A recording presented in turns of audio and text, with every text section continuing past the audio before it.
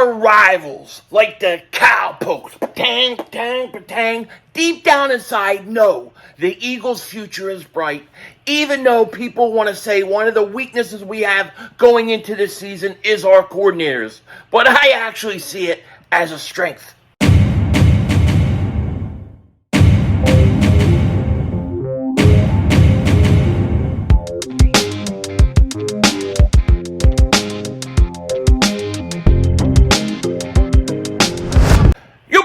Dingbat here. Hope everybody's having a great day. Hope you guys are doing well. Hope you're hanging in there. Like we have said many times on this channel, it is the golden era of Philadelphia Eagles football, and we are just entering it. Now, a lot of people say, oh, no, the Eagles, they're going down. It's not going to be like it was last year. Oh, no, it's not going to be like it was last year. It's going to be better. And then the following year is going to be better. Then the following year is going to be better. And we're going to talk about it in a second. But before we do that, if you're new to the channel, you like the content, make sure you hit that like button, please. Make sure you subscribe if you haven't. It is going to be very busy starting next week on Monday. I will be live every day that week between the hours of 1 Eastern and 4. So between 1 and 4, I don't know exactly what time I'll be coming on because it depends what work. But between 1 and 4 every day, I will be streaming as well as my other videos. So you don't want to miss anything at all. It's going to be a wild time. Training camp is right around the corner. We're still waiting on the Kelly Greens. It is driving me absolutely nuts, by the way. Could they really post it this weekend? Because I don't know if you guys saw this, but yesterday the Eagles put out a teaser. They put out a teaser, and I'm thinking, oh, okay, the jerseys are getting ready to drop. And you would think they put out a teaser, 24 hours later, they release it. We haven't seen anything. As of this video being made, nothing has come out. And I got to think now, like, if we get to the weekend, are they going to just wait till next week? Could August 1st really be the day they're talking about? I hope not. But it's looking more and more like that could actually happen. But it is what it is. I'm ready. I want that Devontae Smith jersey in Kelly Green. And because we are waiting to we're the last team that is going to see our upgrade. It better be the best. It better be the best. Because I bet you out of all the teams in the NFL, all the fan bases, I bet you the Eagles fans have been anticipating this more than anybody. I could see maybe Tennessee and maybe New England anticipating some stuff, but I mean, I don't know. Tennessee's going to have the Houston Oilers jersey helmet back, which was really good. And then I think New England's throwback with the Patriot hike in the football, I think that's a great helmet also, but who knows? I'm waiting. Now, I was sitting there, and last night I was watching Mark Holmes fight with his boy Game Time Brian. Mark Holmes and his other Cowboy fan friends are now fighting. They're going at each other. And you know what they say about a fan base or anything.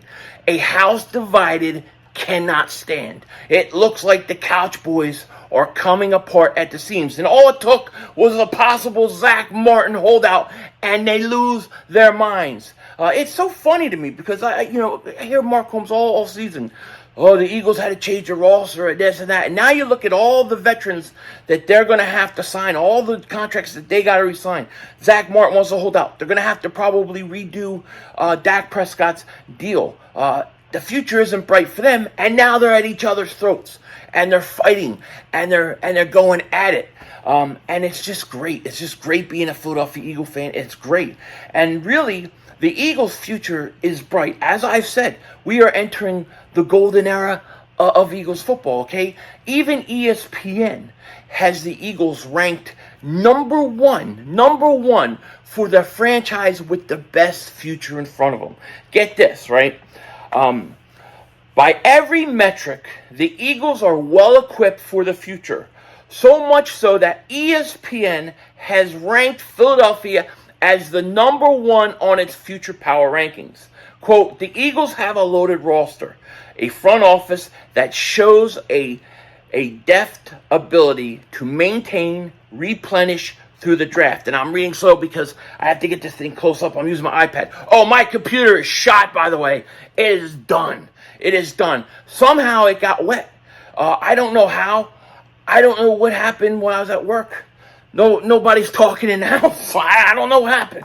But anyways, the Eagles have a loaded roster, as I said, and they have an ability to maintain and replenish the draft, trades, free agency. They have a head coach who has established a Super Bowl caliber culture in just 2 seasons, and an exciting young franchise quarterback who is locked long term and appears to be driven to be great. Hell yeah, he does. The Philadelphia sports fans might not be inclined towards optimism. Come on. That's from ESPN Dan Graziano. He writes that. I'm assuming he's a cannoli-eating paisan, likes the gnocchi, likes the roll of meatballs. I don't know what... Pause. But I don't know what he's talking about. We're not optimists. I am. But this team shouldn't be changing that. So here's what ESPN said, right? This is how they ranked it. ESPN based its ranking on 5 separate categories, and Philadelphia excelled in each of them.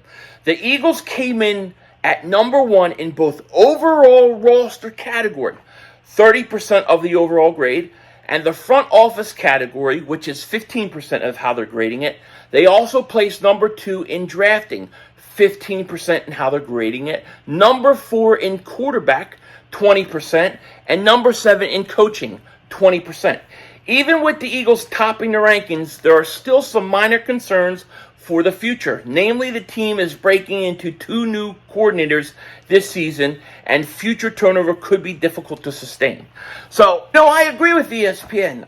The Eagles should have the number 1 roster for the future and should be in the best shape for years to come to compete for a Super Bowl every year. But the weakness that they put at the end as a possibility, I totally disagree with. And this is what you often see from Mark Holmes. He'll do about 5,000 videos talking about how the Eagles have a problem because they've lost both coordinators, and this is an issue. Even though Dallas has lost an offensive coordinator, he doesn't talk about that. But I don't look at the Eagles losing both coordinators as big of a deal or big of a problem as a lot of people think. I really don't. I think when you look at the offensive coordinator, you have Brian Johnson, who's a great quarterback coach. He knows Hurts well. He's known him while Hurts was growing up. He has a long history of him. He has seen what the offense does. He knows what the Eagles do good and don't do good on offense. You still have a head coach who has an offensive mindset, and I think Brian Johnson is going to be a seamless transition. I don't think much is going to change with him. I think he's going to do a really good job. I'm not worried about him at all. The real issue and the real question, if you're going to have one of the coordinators you have to worry about, it would be the defensive coordinator, because in a way we don't know exactly what we're getting with Sean Desai. But I will tell you this.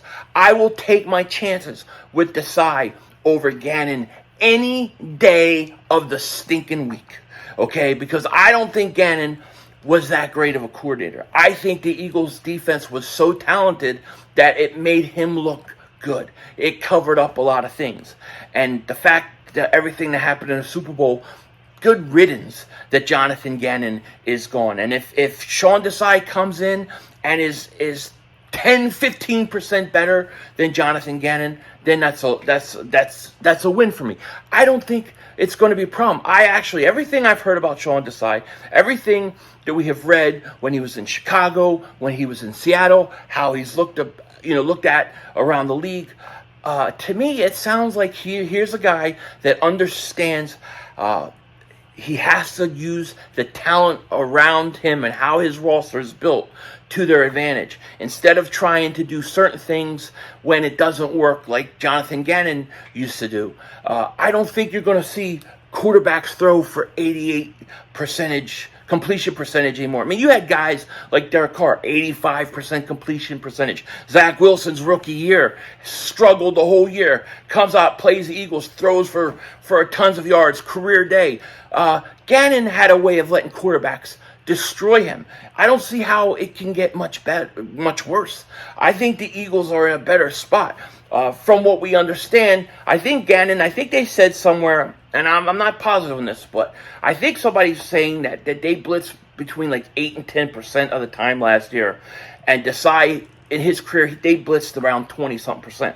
Well, if I'm going to get that much of a jump in blitzing, I think it's going to be a good situation for the Philadelphia Eagles.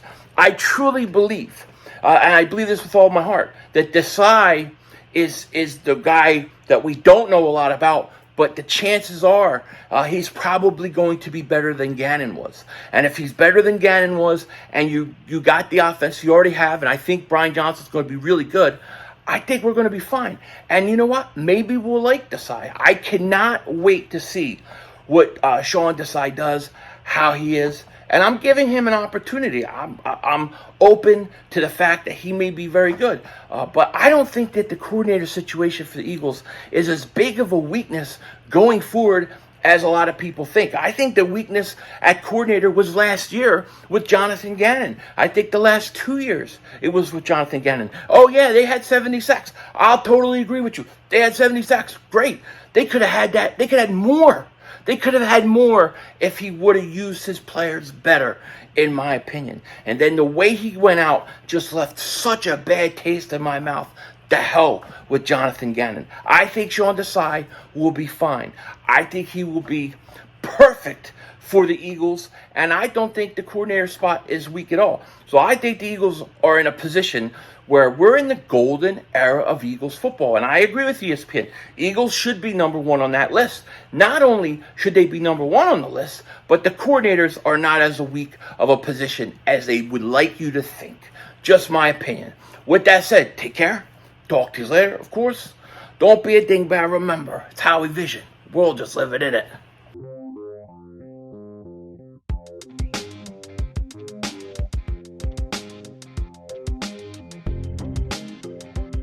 So did you see this thing? This pisses me off too. I gotta say. So it looks like we're gonna get a refresh late 2024 for the PlayStation 5, right? This is what they like to do now. They like to do these these mid-generation upgrades, like after 2 years of the console being out. I hate it.